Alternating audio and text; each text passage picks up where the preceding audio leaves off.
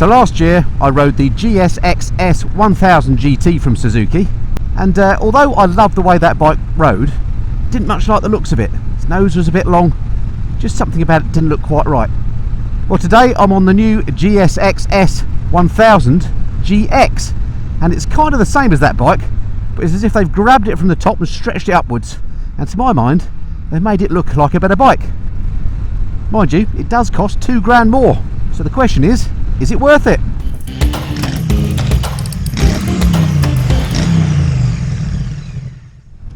Hey kids, it's Mr. Fly here, hope you're well, and what an absolutely beautiful day to be out doing a bike review here on the channel. And as I mentioned, I'm on the Suzuki GSXS S1000GT. What a mouthful that is, I'm bound to get that wrong at some point during the review. And it's one of these kind of upright sports tourer. I think Suzuki refer to them as cross tourer, something like that.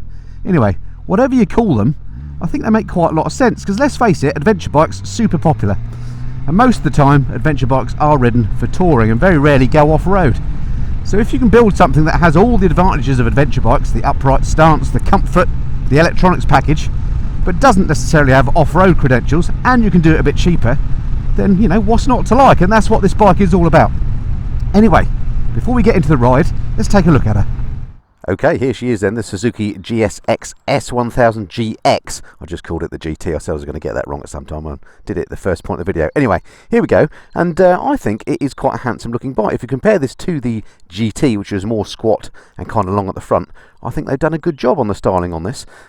There's that nose. I mean, you know, it's got all the same bits as the GT's got, but they've just made it look a little bit less pointy, which I like. And the colour on this one's quite interesting as well. This green, isn't it? I think it kind of suits it. Anyway, let's just do a little front to back look at the bike. Got these gold forks, which I like the looks of. The very front of them has these projector headlights, which I quite like the fact that they're stacked as opposed to side by side, so that when only one comes on, it doesn't look too sort of asymmetric. Coming around the side here, I do quite like the look of this swing arm on here. It's a pretty chunky looking thing, look, and I like that kind of upside down banana effect. And I also quite like the little stubby exhaust on here, which sounds quite nice. Sorry it's so messy, by the way, this bike. I've been riding it a fair bit, and yeah, it's been a bit of rain about, but there you go, it's England, isn't it? Alright, coming around this side then, what else can we point out? Oh, the rear light, I really like that actually. BMW GS could do with something like that. I think that looks really cool. And then at the side here, this one has the active electronic suspension. The first time Suzuki's ever done anything like that. And there you can see the sort of pressurised canister bit that goes with that. We'll talk about the ride in a minute. What else? Oh, let's just show you the switchgear, which works nicely. Hasn't really changed much for a while now on Suzuki's. The cruise control, nice to see that. That's quite easy to use. This four-way control, easy to use as well. And in fact, given I don't have a manual, I haven't been reading it, I found it dead easy to control everything. Let me show you the TFT starting up if we can. It's a bit Reflect TV today, isn't it? But let's see. There we go, that's what it looks like when it starts up. And there we go, quite clear. Sorry if it's a little bit shimmery on your screen. It looks absolutely stable in real life. It's just that you know, my phone interfering with the refresh rate on the TFT. But yeah, not bad. Maybe a little bit Mickey Mouse, some of the fonts, but it's all clear and it's got everything there you need, and it's dead easy to use. So this effectively is your riding mode, this SDMSB traction control setting. Obviously this shows your whether you want it set to rider plus luggage, passenger plus luggage, and all that sort of thing. And then the SAD bit, that's your suspension settings, set to soft at the moment. You can have that medium or hard, and I've played with all those and they work to a degree. We'll talk about that in a minute. Anyway, there we go. So that's what the bike looks like in all her glory. I think yeah, they've done quite a nice job on the looks. Okay, welcome back aboard the big Suzuki. So much for what she looks like. How does she ride? Well, let's start with comfort in the usual way. Well, very strange is all I can say. I mean, it is quite comfortable in that you're sat upright, big wide handlebars, foot pegs, actually tucked up relatively sporty, but are underneath your feet, are kind of underneath your hips, if that makes sense. But what is odd about it is the seat. Although it's quite comfy, the seat does sort of cant you forward somewhat. So it means your nads are kind of pressing into the fuel tank. It's quite odd. Now, I've ridden quite a few bikes in my time, and I have to say I've never known a bike quite like that. It's something I became conscious of as soon as I jumped on the bike. Now, I've had this for a few days from Suzuki, and this, even though this is my first ride review, this isn't actually my first ride on the bike. I've ridden it quite a bit over the last few days to try and get my head around it. And every time I've jumped on it, I've thought, this seat just doesn't feel quite right. The way it cants you forward, very, very odd. And then the other thing I immediately noticed, which does affect comfort, is there's quite a lot of tingles on this bike. And vibes.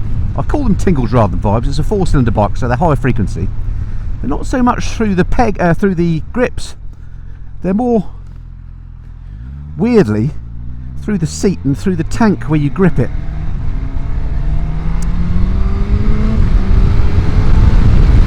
Being a 4-cylinder, she doesn't half go, and she's nice and smooth, the engine, but you do feel those vibes pretty much throughout the rev range, which rather surprised me because I don't remember that on the GT version of the bike. Although perhaps I should have watched my review before I came and recorded this one, because maybe I did, I don't know. But anyway, this one certainly has got a little bit more of the tingles than I would like, which upsets the comfort. That plus the seat can't be forward. Not keen. Alright, next up, what are you looking at? What's the controls like? Well, it's got Suzuki's TFT. We've seen TFTs like this before on other bikes, notably the GSX S and the 8R. Had very similar TFTs. The fonts are a little bit Mickey Mouse. They're a bit sort of mixed up, and maybe the sort of thing, and no offence meant here, but the sort of thing an American would design, if you know what I mean. They tend to like mixes of fonts, but so I'd say it's not as clear as a BMW screen, but it's pretty good. There's nothing wrong with it. And what I would say is good about this one, oh wow, massive smell of weed as that van just went past. I'm getting that more and more now. Changing the subject, but that was a strong smell. Outrageous, that. Anyway, sorry, back to the TFT. Yeah, what I do like about the one on the GX is that the rev counter's actually got a needle look, whereas on the GSX 8R the rev counter had like shading that went round. It wasn't as clear, so this is actually slightly better than the other Suzuki TFTs. So quite like that. The bike's well sorted for electronics. We'll go through that when we go through the spec in a minute. In fact, let's do that now. Let's go through the specification of the bike.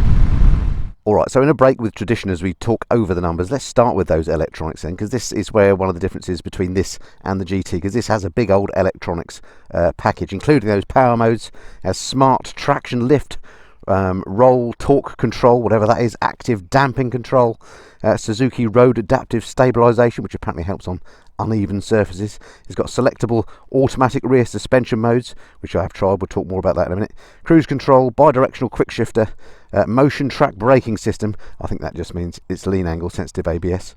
Slope dependent control system, which apparently gives you more stable braking when you go downhill. It's got that 6.5-inch TFT I showed you, and smartphone connectivity if that's your thing. Mercifully, it's not keyless though. So no, yeah, big electronics package.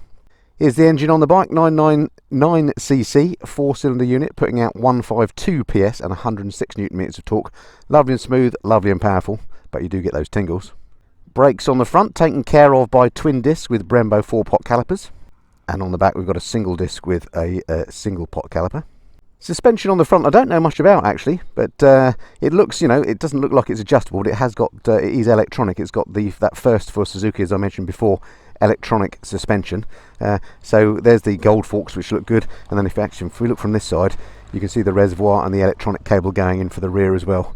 The hooks up to that. As I say, first for Suzuki, seems to work pretty well. Seat height on the bike is a pretty lofty 845mm. I'm 5'8" with a 32-inch leg, and I'm on my tippy toes. I do find it a bit of a tall and a bit of a heavy bike. Talking of the weight, 232 kilograms curb mass, which doesn't sound too bad, but I do find this quite hard to lug about. Tank capacity on the bike is 19 litres. Should of course mention the price. On the road this comes in at $14,799, so not cheap. The GSXS S1000GT is $12,799, but that doesn't get such a comprehensive electronics package, or does it get that fancy suspension of course. And the only other thing to mention to you is that this comes in a blue, green or black, and I think this green one looks pretty good, and there are of course loads of accessories available for the bike. Okay, welcome back aboard. Let's just test those brakes out. Nothing behind me. Well, the ABS kicked in quite readily there. I've got it on well, traction control set at 1. ABS isn't adjustable by the looks of it. Quite a bit of fork dive, and the ABS does cut in very readily. But the brakes feel alright, I mean, as they should do. They're pretty premium brakes on here. Yeah, and they're not... actually, they're a little bit more grabby than I'd like, but there we go. Which is surprising. As I say, they are premium brakes. The ride itself, with that fancy new suspension, is pretty nice. You can adjust how you want it. I've got this on S at the moment, which I assume stands for soft, as is often the case with these loan bikes. I haven't got a manual, so I can't work out exactly what it all means, but I have adjusted. You see on the TFT there where it says SAD, it doesn't mean that I'm sad. It means that the automatic damping is set to soft. You can have it sort of medium and hard as well. And I have used them all, and it makes a little bit of difference. I mean, these local roads are pretty bumpy, and on this soft setting it is eating them up nicely, so the suspension is nice on here. And it makes for a nice handling bike as well. Through the bends, it kind of tips in quite nicely. Not in a way that it feels like it's falling in and it's out of control, but in a way that just helps you corner nicely. So the suspension and handling, I think, is good. Something else I'm not keen on actually while I'm looking around the bike are these mirrors. They're nice and big and they've got a good view, but they do vibrate quite a lot. Can you see that? Possibly can't see that on the camera. But it surprised me this day and age, there's no excuse to have vibrating mirrors. And again, I don't remember that being a problem on other Suzukis I've ridden. Wind protection on the bike is okay. It's got this big screen on here. It's adjustable, but only with tools. I'm, I'm calm up to the chin of my helmet. I'm 5'8", so I'm a medium-sized fellow, and I'm getting wind on my crash helmet, but it doesn't seem to be turbulent. So the screen does a pretty good job of smoothing things out and keeping the worst off you. If you're going to go touring on it, then that would be absolutely fine. You can get panniers for the bike, so touring is an option if you can put up with the seat canting you forward. It's got a up and down quick shifter as standard, and I have to say that works really nicely, both up and down. It's silky smooth. Seems to be that quick shifters just work well with 4-cylinder engines. I don't know if there's something about twins that means they don't work quite so well. I think there possibly is a technical reason for that. But yeah, on here it's you will not find a smoother quick shifter than on here. It's lovely. It's got cruise control, which is excellent for a touring type bike, but as standard it doesn't have heated grips, which is something I'd like to see as a Brit. Might just be a Brit requirement, and maybe the rest of the world market dictates that it doesn't need that, but I'd certainly like to see that. And I didn't even see that that was an option, although I'm sure you can get them. If not, you can get aftermarket ones, of course. The engine itself is lovely, with loads of go, which sadly I'm not going to experience anymore because we're stuck now behind this traffic. And that's only in B setting. Again, I've tried all the settings, and in A, which I think is the most aggressive, that's how I remember them anyway, it's maybe a little bit quicker off the throttle, but there's not much between those riding modes as far as I can tell. Alright, we've got double white lines here, but you are allowed to overtake slow moving vehicles like a bicycle, Mr. Leon, thank you.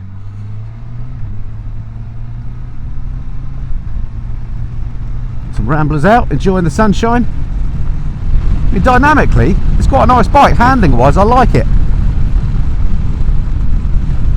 But just comfort wise, it's not quite there, unfortunately. And for a bike like this, I think that's super important. So let's just summarise this first ride review then. What are the pros and cons of the bike? What I do like is the engine. I like its road presence, I like its its upright stance. Screen's good, TFT's good. It's got a great electronics package. Downsides, by far the main one for me, is the comfort on it. Both that canted forward seat, which is just odd, and the tingles and vibrations you get in every range of the revs on here. It's such a shame because having ridden the GSX S1000 GT, which I really liked the ride of, although it didn't, wasn't super exciting, but I did enjoy the ride, it was comfortable and so on. I thought this was going to be a massive improvement because I just so much like the looks of this in comparison, the way it's stretched upwards. But I find it a bit tall. It's very heavy to move around, even though the numbers wouldn't say that. It is quite heavy and difficult to live with in terms of moving it around your driveway. Did I mention the seat again? Yeah, that's weird. And the tingles. So yeah, overall, sorry Suzuki, but for me, this one, although I thought I was going to love it, is a thumbs down. So there we are. That's the new Suzuki GSXS S1000GX. Looks better than the GT. Doesn't ride as nice. That's my quick summary. Alrighty, hope you enjoyed that. If you've not been to my channel before, I don't just do bike reviews here on the Missenden Flyer, but I do bits and pieces about looking after your bike. I do trips and tours at home and abroad, monthly bike news, the odd live stream, you name it. I try and cover it here on the Missenden Flyer. Hit that subscribe button. It'd be great to have you along again next time. Until then, this has been the Missenden Flyer. Cheerio.